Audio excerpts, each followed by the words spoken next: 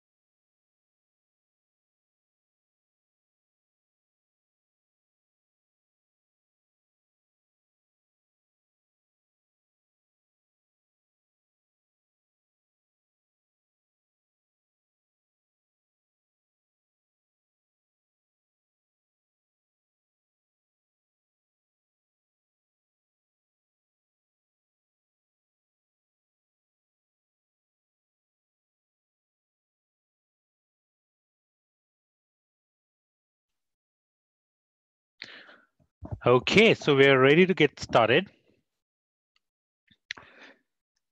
So cool. Thank you so much, everyone, for joining us today on the webinar Transition Career in Management Consulting with Nate Hess.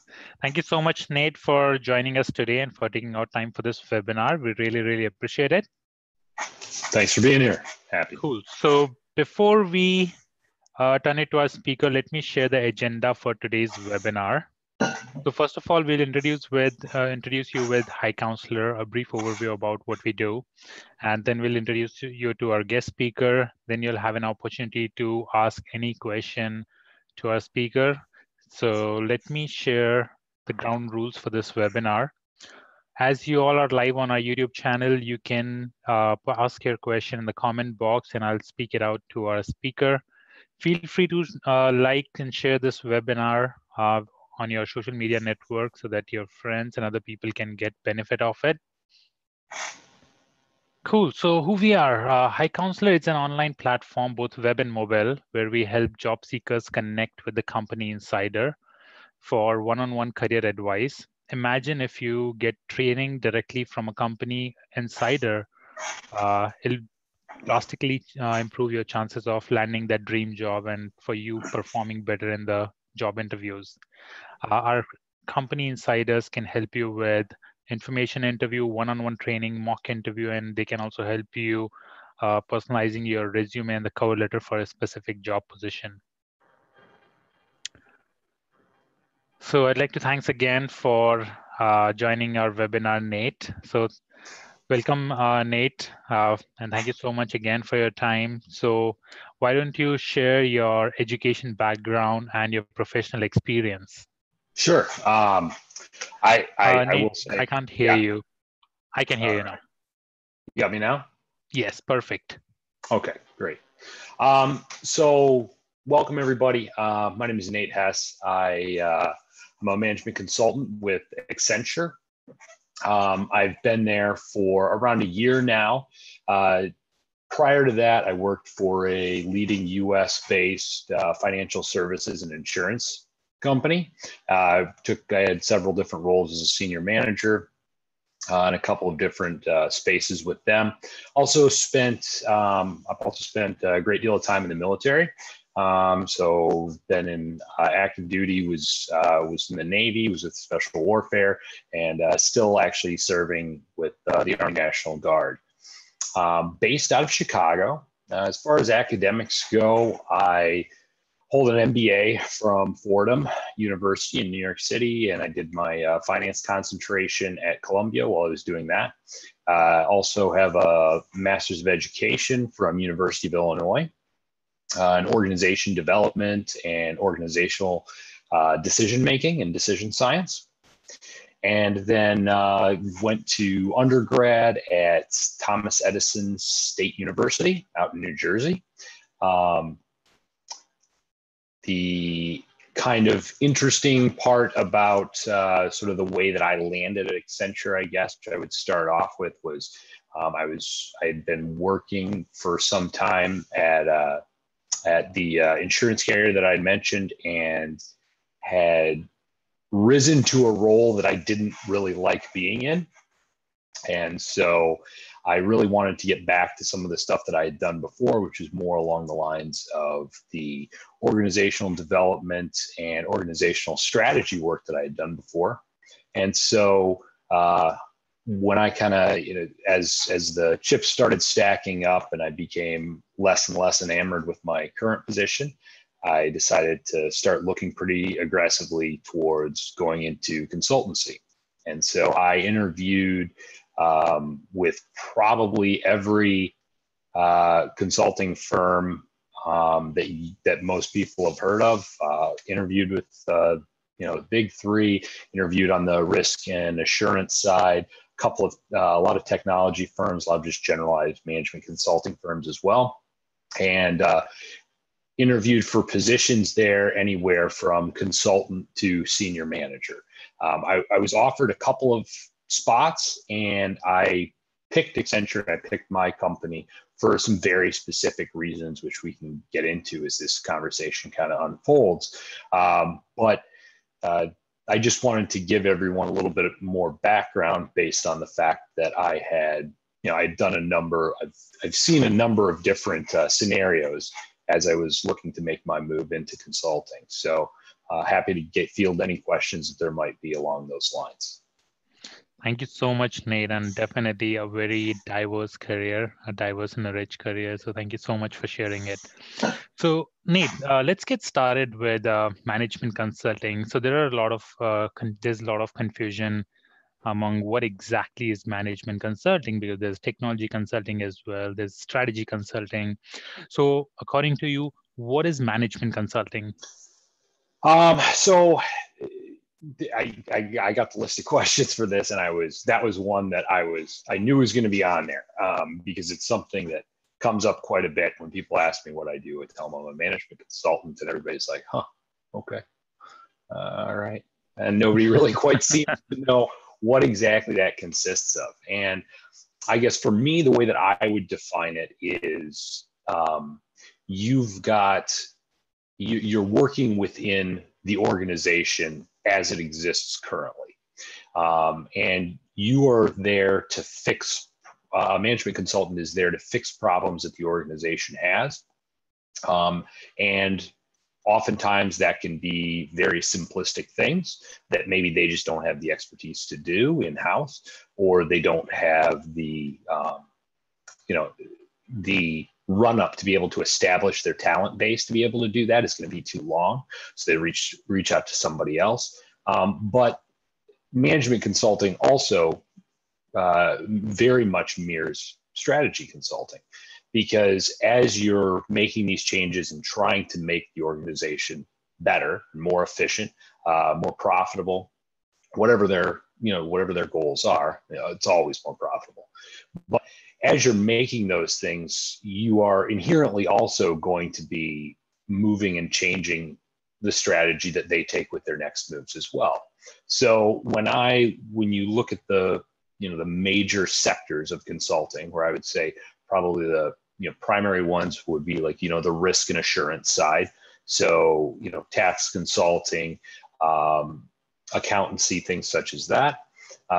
You've got your technology consulting, and they're going to be a lot more on implementation, very, very tactical operations where specific things need to be implemented, analyzation of current systems and things such as that.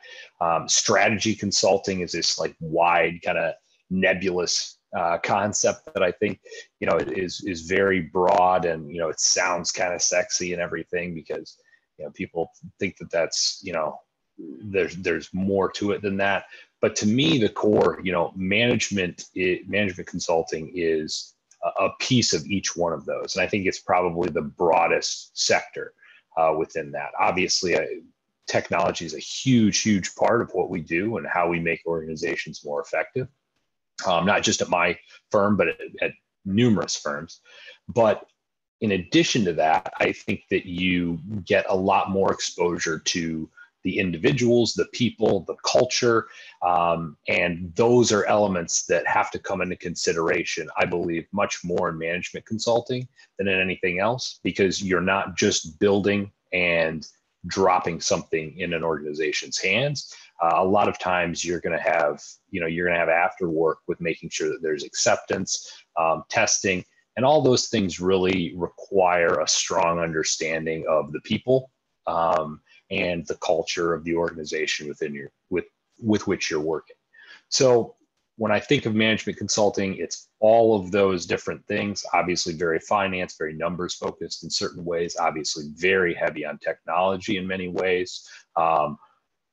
Definitely a significant piece of strategy, both defining and understanding it. But you're also being that practitioner where you're seeing your stuff put to work as well. Thank you so much, Nate. This was very, very helpful.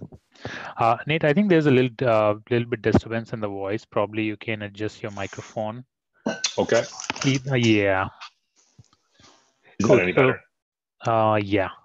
Okay. So thank you so much, Nate, again. And so what's the typical day of a management consultant? So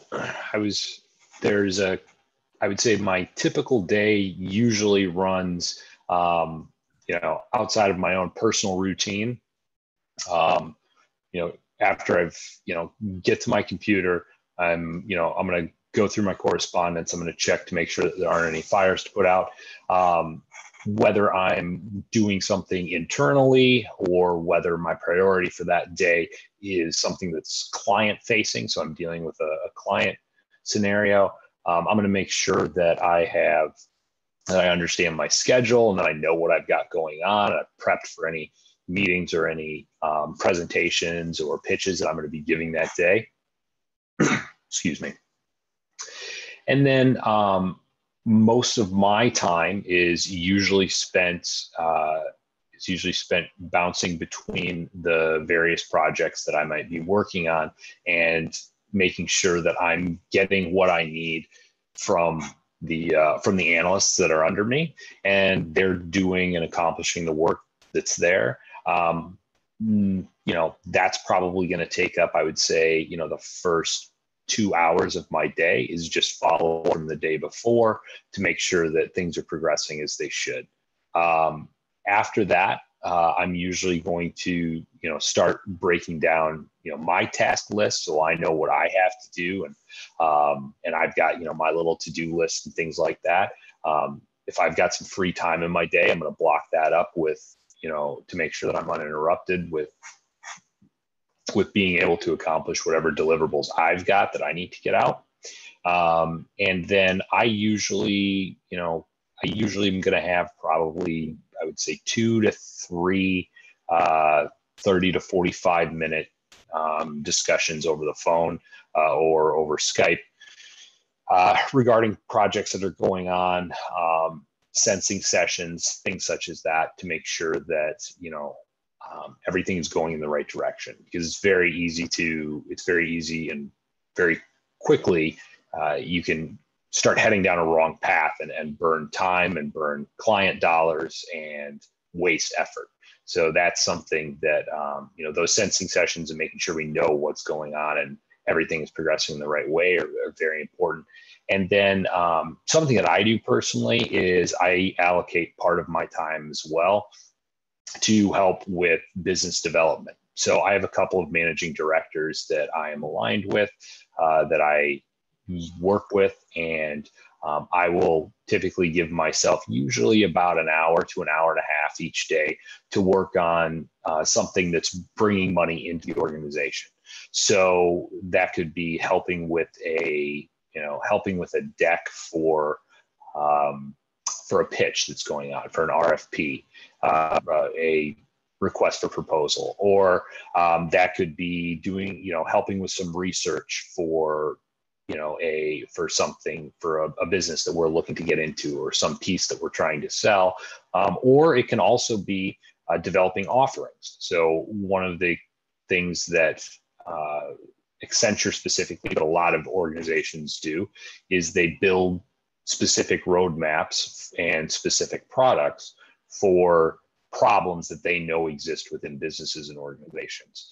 And that to me is, that's something I really enjoy doing. I find it very rewarding. I find it very engaging, and I find it very impactful. And that's something that can get someone noticed right away. So being able to contribute to some of those offerings. So we have these kind of boxed, customizable solutions that are there to be able to give out to a customer right away. That's something that is viewed typically very highly, and that level of initiative is something that's important, especially within our organization. So I try to spend some time doing that. And then I would say typically I'm off of my, obviously there's fires to put out and there's things that happen, but I'm typically off of my laptop usually around 5:30, 6 o'clock, when I, am not having a terrible, hectic problem, or I'm not fixing something that had to be fixed. But most days I would say I'm usually around 5:36. I'm done for the day, and I try to keep my work balance as managed as possible. That is great to hear. Like I've also been a technology consultant with one of the big four, and wrapping up the work at 5:30 or 6. Sometime it seems very unlikely, but if we can do it, that's amazing. That's really great. I feel like you're abandoning people sometimes. Yeah, that's the right word. That's the right word. Great. Okay, so Nate, so there are a lot of people who want to get into management consulting, and just like any other job, there's a huge competition for management consulting positions as well, especially with the big companies like Accenture, Deloitte, PwC. So I saw your plug there. I got that. So what's the best advice to transition into management consulting career, as you had background in Navy earlier, right? And then you transition into management consulting. So what would be your advice? So the transition path, I think, is it's obviously a lot easier to transition into management consulting with a background in some kind of industry. That having a skill set, knowing the industry that you're going to be going into from I guess from the client side, is definitely something that's worthwhile, and it's definitely something that raises you above where you're going to be. So that makes it easier. The next thing that I would say, which is just kind of generalized career advice for whatever you want to do, is that it's very, very important to build strong networks of advocates for you, and make sure that you are inserting yourself into whatever areas that align with you and your kind of your persona, your background, and your experience. So, I mentioned before I was in the military for a long time. That has paid huge dividends to me throughout my career, various aspects of my career, prior careers as well. The ability to have that kind of like veterans network is incredibly valuable. The thing that I would say, obviously not everybody served, and that's completely fine. But the thing that I would say is whatever niche you can place yourself in, whether that's an alumni club, whether that is some kind of volunteer effort, a charity or something that you do work with, it's great to have those things, and especially with charities and things like that. I think that's something that plays very well specifically within the consulting space. I think that shows up very well on a resume, and it gives good talking points, especially for those that maybe don't have a lot of industry experience. But really making sure that you're leveraging every possible angle that you can to build your network and find a way in, because there's no shortage of applicants. And I know that there are some people that kind of shun away from maybe networking or trying to really pursue a specific avenue into a company, such as like a diversity hiring program or something like that. And I cannot encourage people enough to take advantage of those avenues into organizations, to open doors for you and to get your resume seen by people, rather than just thrown onto a stack with everyone else. It's a very competitive workspace. It's a very competitive career field. And so that's something that's definitely to be considered. It's just building that network up, reaching out to people, and kind of being fearless about it as well. Because I had done some sales work in one of my past careers, and I had a boss that asked me why I wasn't asking for a referral when I was selling stuff. And I tried to explain to her a little bit how it just kind of made me feel uncomfortable and everything else. And she said, I can understand that. That's definitely something a lot of people feel. However, she's like, if somebody reaches out to you and they say, hey, Nate, I was hoping you could help me with something, right? I was hoping you could do this thing for me. It would really help me out. I know that you've got this connection to this company, whatever else. Would you be willing to give me a recommendation? My answer is almost always yes, right? And she's like, how does it make you feel?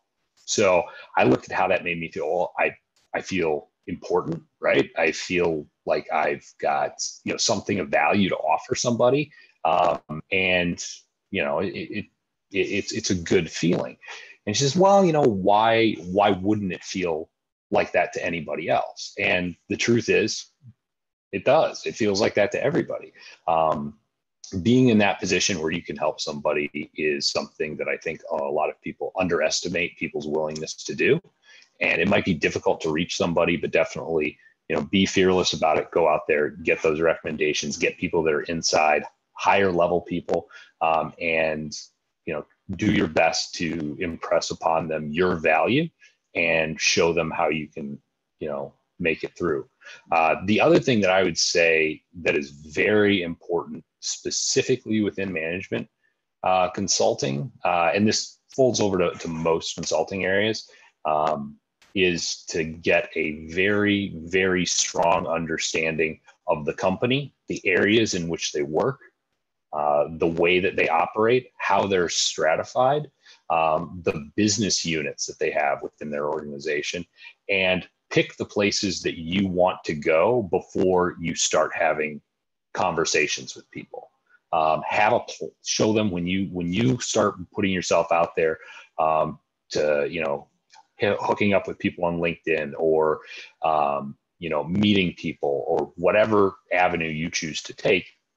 Make sure that you are showing them that you already have a plan. You want to give them a feel and a sense that there could be no other place for you except for, for me it was financial services, talent and organization management consulting. It's that stokes their ego a little bit. It shows them that you understand the company, you understand how it operates, and it shows that you're prepared and you have a plan. You're not just looking for a job, you're looking for a specific job. You're looking for a career. You're looking for something that you're going to build within that organization. And then the other thing, which is the last thing, which is unpopular, but I think very realistic, is for people that have industry experience. And this, I speak to this from personal experience. When you have industry experience, I operated at a fairly high level of responsibility and scope in my roles that I held previously. And my initial mindset put me at a level higher that I came in at. And it was difficult, and it was a kind of like come to Jesus moment that I had with, do I really want to take a little bit of a step back to move forward? And what I ultimately came to was, yes, I was willing to take a step back from both a scope and responsibility standpoint, and not for nothing, but a little bit of, not too much, but a small amount of a financial step back as well, to be able to get myself into a position with a company that I really wanted to be part of, in an area with the freedom to be aligned to an area that I found very engaging and very meaningful and enjoyed working in, because I was coming from a company that I really liked, but I was growing to despise the role that I had there.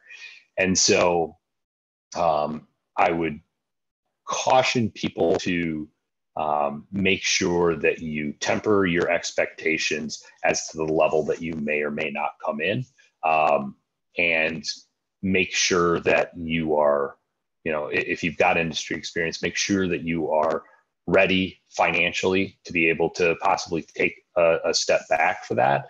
And also make sure that psychologically and your ego, you're gonna be prepared to do that stuff. And I think that's one of the really cool things about consulting as a career choice, is that you have the ability to really define the trajectory that you want your career to take. And I think that's the case at most consultancy firms. Probably not all, but and I'm sure it differs with what specific sector you're in. But I think at a lot of them, there is a little bit more of that autonomy to do that. So, and back to my earlier point, that again is why I feel it's very important to have a plan and a specific idea of where you want to go when you are talking to people about the potential of working for them. Mm-hmm. That's amazing advice. Thank you so much, Nate. And I totally agree with your point when you said, if you ask someone for help, like, would you be willing to refer me? Like, it feels great, right, to give back, because at some point of time when even I, and like you must have, when you have searched your job, you must have asked the same question to someone, right? So we have been through the same path. And sometimes people hesitate to ask this question, right? Or maybe they ask it too early without showing a passion for it. Sure. When it doesn't work out. But yeah, great advice. Thank you so much. Cool. So my next question is, Nate, what are the best resources to prepare for management consulting interviews, both in terms of books, websites, blogs? So there was, I am not in any way getting compensated for this, but a number of the interviews that I did at Deloitte and some of the other firms that I interviewed at did go pretty heavy into the case study stuff, and that was something that I had to prepare myself for. There was a really good, and it's a very inclusive thing. The individual's name is Victor Cheng, Cheng, and he has a video series and a book about case interviews and just interviewing for positions at consulting firms, whether it's big three, kind of that avenue, or whatever it is, that goes very in depth on that stuff. That's always that was a really helpful resource that I used. A huge resource is the company websites. The company websites are out there to basically provide information to clients about what they do in their specific sector. And there is a huge amount of information that is available on the company websites about the companies. And so that is a great way to be able to, as I mentioned before, finding your plan, finding the specific area that you really want to go into and isolating that down. And oftentimes, there are a lot of times where, specifically in consulting, the papers that are published, whether it's white papers or articles or whatever else, those are usually available to the general public in most cases. Sometimes they're sanitized for, to remove client data and things like that, but those are often available either on the website or on various business journal formats. And something that I don't think a lot of people do is looking at those articles, looking at a white paper that was written or something like that, by that company, and then looking at who wrote that and reaching out to that person directly on LinkedIn and just, introduce yourself. Hi, my name's Nate. I happen to find the paper that you wrote on, topic X, and I just found it really, really engaging. I know that you work at Accenture. I'd really love to be a part of some of this work, and I'd love to get a sense of kind of how you do it and what goes on. Introduce yourself. Those resources that are available there are I think invaluable for how you're going to prepare yourself to speak about your value to the company, because that's something that, if you know where they're aligned and what they're doing, that's something that can really help you isolate kind of your pitch and how you're going to use the words and the cultural verbiage that they've got to sell yourself to them, which is something that I think is very important to do. The other thing that I would say is a really good resource as well is, I don't have a specific one that I would recommend. I know Victor Cheng's company does this, but I would definitely, if you are in any way uncertain about the quality of your resume, I would definitely seek out professional assistance with that. And there are many, probably too many, resources and companies and individuals that will do that for a fee. They can be very expensive, but I do feel like that is worth it. It's a very important investment into the way you market yourself, and I would use that and use somebody who has a huge amount of expertise in that area to make sure all the blocks are checked and you're putting forth your best possible face, because that is in many instances the first and possibly only exposure that you're going to get to somebody if you don't move on. And so you want that initial, you want that initial impression to be as strong as possible. So to kind of backline all that stuff, I definitely check out Victor Cheng's stuff on case interviews and just the overall interviewing for not just management, but consulting jobs.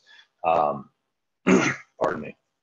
And then really hit the company websites hard and find as many resources as you can there. That's a great place to start building your network in that company and build some advocates for yourself. And then finding the best possible person to create and write your resume for you is very valuable. Mm-hmm. Thank you so much, Nate. And so Nate, as you mentioned that you worked with, not worked, but you interviewed with multiple companies. What is the general interview format that you have observed for management consulting position? Are those mostly behavioral, technical, or all the case interviews? So that it differed quite a bit. There were only a couple of places where I did what I would say more intensive case interviews. McKinsey, I had a pretty intensive case interview, like anxiety-inducing case interview. And Deloitte, I had a case interview with. There was kind of because I was coming from industry and not right out of college hire. A number of the other firms that I interviewed with did not do case interviews, or did, I guess what I would say, they said they had a case interview section. They said they had a case interview section, but in reality, it was just kind of a quick responsive thinking exercise. So the case interviews are, and this is odd for me to kind of think of because I don't know, for those of you that ever prepped for an exam or something, you like cram all this stuff in your head. You try to get it out of there as quickly as possible because it's a painful experience. But the case interviews, the stuff, as I mentioned before, the stuff from Victor really helped me out with that, and his book was very helpful in just how to break down problems and things like that. So I think most firms go pretty heavy on the cases for those that aren't coming from industry for out of college hires, just because you don't have the experience to kind of talk to. So they want to see how you think. But in my experience, I had usually the initial set would usually, I would usually get a call and I would have an initial screening interview. At almost every place that I interviewed, with I'm not going to say, there was one exception, I will say it. The screening interview was extremely conversational. Just, want to get a sense for you, want to understand where you're at, why Accenture, or, why Deloitte, or why Bain? What do you know about the company? Time to ask questions, a very casual back and forth kind of experience. And it was good. The next part from that was usually some sort of behavioral piece. And so so there was usually some sort of behavioral piece after that was the next interview, and they would set that up. Those typically, the way those worked were given, they're going to ask you, hey, talk to me about a time you faced adversity. Talk to me about a time you had to work somebody through a difficult situation. Talk to me about a time where, and this was one that came up quite a bit. Talk to me about a time, you had to appear to be an expert in an area where you did not feel you were, and how did that look? How did you feel? Things like that. So as you're going through those behavioral interviews, I think that what it's really important to do is to have about 3 to 4 stories to tell about your, whether it's about your career, if you've been in industry before, whether it's personal stories, sports, volunteering, whatever it is, but have some stories that talk to your experience and your ability to be able to work through adversity or deal with difficult situations or whatever it is. And I think most people have those kind of stories, have those built in your head already ready to go. So you can sit there and kind of tailor, and have them be generic enough stories to be able to tailor them to how the question is asked and present it that way. The other thing with the behavioral interviews, something that I found really helpful was I had my resume. I wrote a resume, and then I had that resume reviewed by a person that does that. And something that was very helpful for me within that process was he had recommended that I go down line by line through my notes and like my bullet points on my resume and be able to talk through the specifics of each one of those. And that was very helpful, not only in the behavioral stuff, because it brought back to mind, the specific granular details of each one of those bullet points, how I got, you're going to have bullet points that say, you want to give the action, you want to state the problem, give the action, quantify the results. And so to break it down further than that and really kind of think to myself how I went through that and take notes on that, that was very helpful in the behavioral stuff for me. After behavioral, usually went on to a technical interview. The technical interview, in my experience, all of those were probably, I would say, the most uncomfortable. And I don't know if that's just my persona, because I tend to be kind of casual and I can just talk to people. But those were that felt very much like a test to me, even more so than a case interview. It felt very much like a test to me, and I got a very strong sense that there was a right and a wrong answer to when questions were asked me. And so questions that are typically asked along those lines, they're usually given to you by somebody that is a practitioner in that field. And so for me in financial services, there was a lot of specifics on securities law. There were a lot of specifics around regulations and just financial premises and concepts and things like that. How would I value something like this? And so the technical stuff, those I would say, if anything, that was where I struggled the most, just because I don't think my personality really matched up with that. I would imagine for people that are more heavily on the technology side, if that's your world and you're in it all the time, you may be a little bit more attuned to those. So it might not be, that might not be as challenging for you. And then off of that, there was, after the case, after the tech and the behavioral, depending on the level of the role that I went through, I would usually have a series of interviews with other leaders in the company, leaders of the practice area, other managers, so peers. For one senior manager level role that I interviewed for, I met with a total of, I think, 9 people over the course of 3 different interviews. So it was 3-hour sessions, and it was about 45 minutes with each person. So that's something that is typically done. Those really vary by the company, by the practice area, and by the person that you're interviewing with, because those are the ones where they're just trying to get a feel for you and suss out what your personality is, whether you're going to be a good fit for the team, those types of things.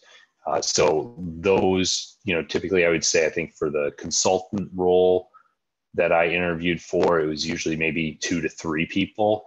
Manager, I interviewed for several manager positions.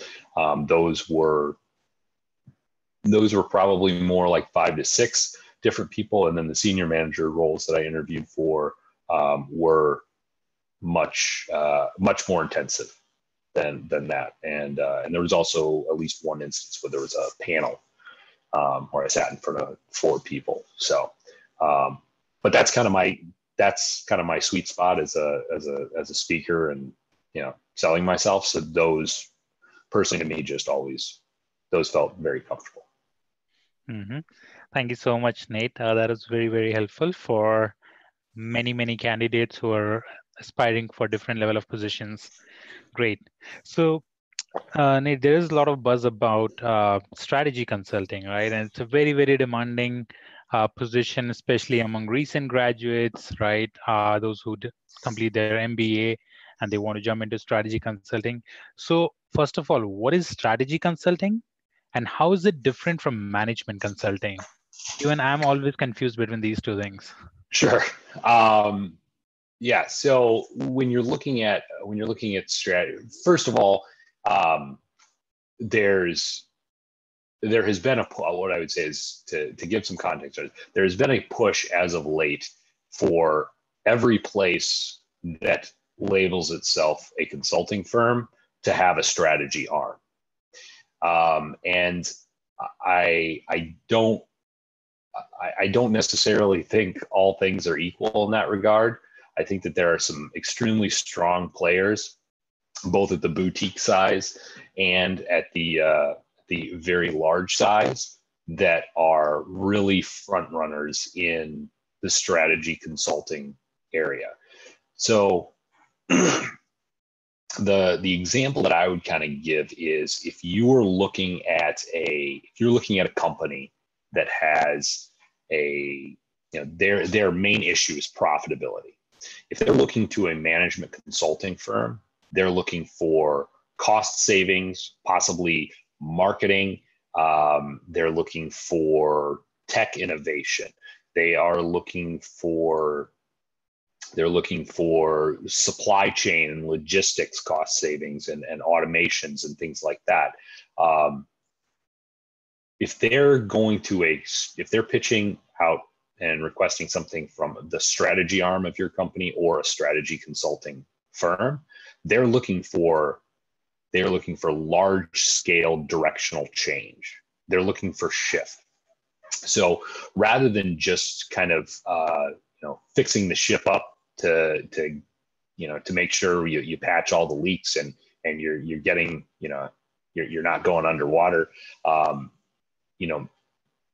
Firms that are doing full-on strategy consultations are talking more about M&A, new markets to enter into, and very large scale and oftentimes aspirational goals and plans that they put in front of people.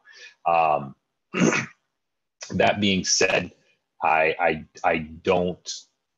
think that there is also something that is lost with strategy consulting because since it is so lofty and aspirational in its nature, a lot of times I think strategy consultants, from my experience, both on a client side and having worked with strategy consultants specifically, have a tendency to build very large, beautiful, elaborate plans and then drop them in the lap of an organization and say, pay us $40 million. And I think that there is a sense within the business community that people are guarded around strategy consulting firms because they worry about that, and they worry about them pushing them beyond their limits. And so, and this is a very circuitous route I am taking to explain this, but I would say that the biggest real difference there is that you're looking at strategy as defining something and the direction a company is going to take in the future. Management consulting can very much do that, but usually the management stuff where they're looking at strategy is more of an internal strategy. So you're doing more of the practitioner work, and I would say there is more technical focus within management consulting, and you need to be extremely strong and knowledgeable about various different sides of tech, whatever part of the problem you're representing. Whereas strategy consulting is extremely revenue focused. So the analysis on numbers and earnings and things like that is almost always the key driving factor within that realm. The only thing a strategy company is brought to come in, a dyed-in-the-wool strategy consultancy, is to increase top line growth. That should be the only thing that they're doing, and to find new ways to do that. So awesome. Yep. Thank you so much.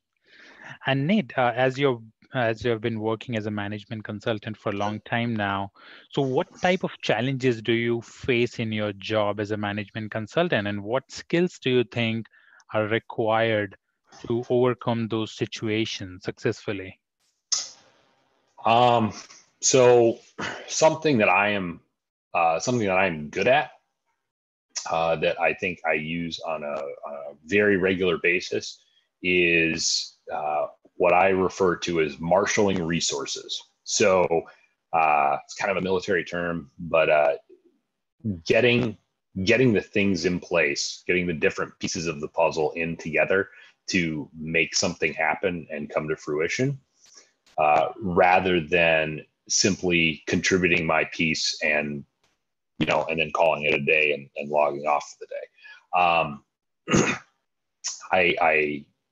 I have talked to primarily military veterans, but I've talked to a lot of people that are looking to get into management consulting, or just any kind of career change and transition. And one of the things that I think people don't emphasize enough in interviews is not necessarily their technical expertise, but their ability to be able to bring technical expertise, whether it's theirs or someone else's, to a problem that needs to be fixed. And so, it might be great. So if I have a problem with data visualization, for instance, I have something where I need to do some data viz work. I could go in and learn a program and spend X amount of hours learning that program, or I could, use my network and, find somebody who is the subject matter expert, and bring them on board to, or leverage them to be able to do that, or even better, steal somebody else's work internally and that they've already done that kind of mirrors what I'm doing, and just learn enough to be able to tweak it to get it to serve my purposes. So I think people tend to focus a little bit too much on the ability to be an individual contributor and a technical expert, and they don't focus enough on their ability to be able to bring the best possible resources together, which is very important at a super large level, like a PwC, an Accenture, IBM, any of those really large places. These are, hundreds of thousands of people work at these places, right? So somebody there is really good at whatever issue you're trying to fix.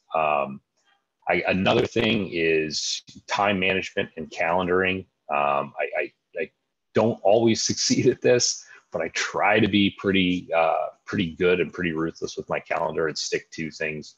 That is, I would say, the biggest thing as far as organization and just staying on top of projects and, program management and things such as that. So, really, living and dying by your calendar between, not all the time, but at least between 9 to 5 or whatever your working hours are. And then the other skill that I think really helps me in my day to day is I take the time to ask a lot of questions to make sure that I am fully understanding what is being asked of me, and also to make sure that as I'm communicating that back to somebody, they're checking the box that that's exactly what they're looking for. Because oftentimes in projects that you will do, you'll be working between several different layers of individuals, and you will be getting inputs and data and and suggestions and all these other components that come into a build. You'll be getting all this stuff from very disparate groups, and while they might be in the same company or they might be in your company, you don't know who's talking to who and how aligned they are. And so being able to listen and being, as a management consultant, I think part of the big thing that you do is really serve as that liaison between all these other technical groups and, the client and capabilities, and you're knowledgeable enough about what's going on with technology and within their industry and things like that, that you can bring your flavor to that and coalesce all those things together in something that's going to be successful and ultimately profitable for the client. So really listening, being a good kind of, a good conduit for that information, and being a good stopping point for all that stuff is very important. Make sure people know the calendaring stuff is critical, though. I can't stress enough. Mm-hmm. That's great. Thank you so much, Nate. That's a wonderful, wonderful advice. And as we are reaching the top of the hour, so here's my final question for you. And definitely you have provided a very, very thorough information on how to search for the job, how you can crack the interviews, and what skills are required. What other advice, or is there any other advice do you have for all the management consultant aspirants to be successful in their career? Yeah. I definitely do. I am I'm a very firm believer of impressions. So for those of you that might have known him, I'm a huge fan of like Daniel Kahneman and some of the work he's done and everything. And I feel that it is very important to manage the impressions that you give people. And that is something that is important once you are hired. And it's also important to do prior to being hired, especially at higher level positions. If you're coming in from industry and, you're coming in from industry, you have experience and everything else, but you're not alone. You're not the only person that is, that comes from that industry. You're not the only person with that experience. And so, you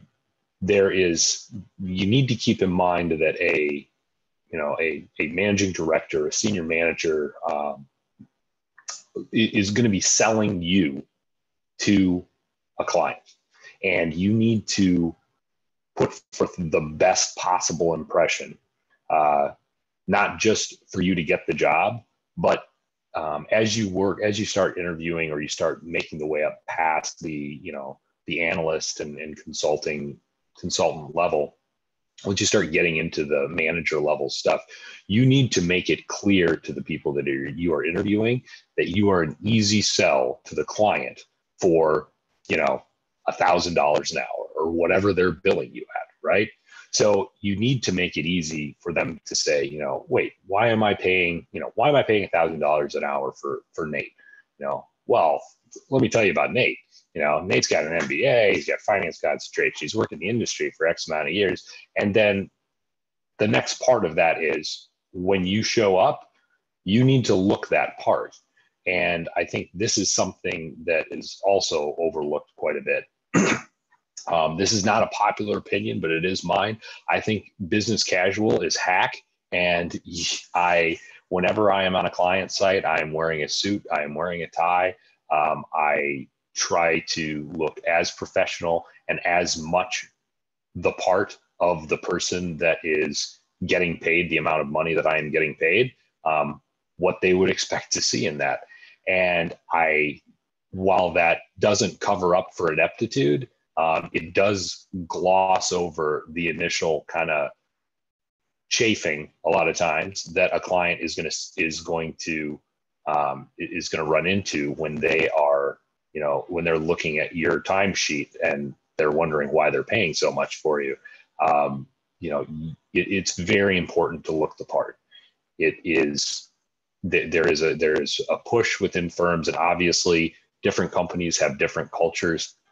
I understand that, but if make sure you are looking the part and you are being that person that can be easily sold to a client, because that ultimately is what you're there for.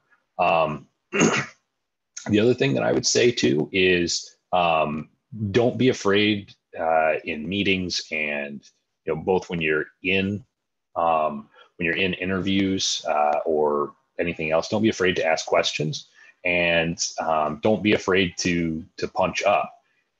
There's a lot to be said about the kind of vague term executive presence.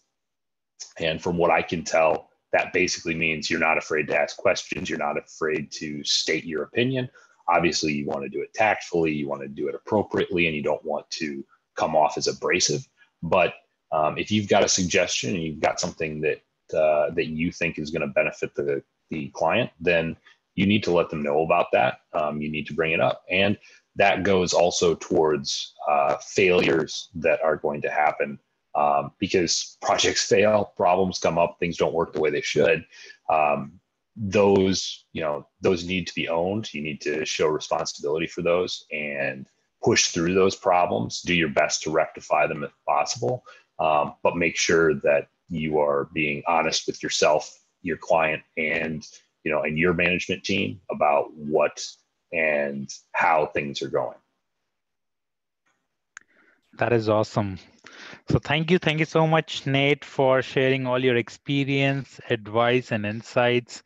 I can't say how important it was for everyone. For myself, I was always a technology consulting guy, and getting this perspective of management consulting, it's a great learning for me, like a very, very productive 1 hour. Thank you so much. Thank you. Okay, awesome. I'll take just 2 minutes to introduce our attendees with our platform more and how they can make best use of it. 1 second.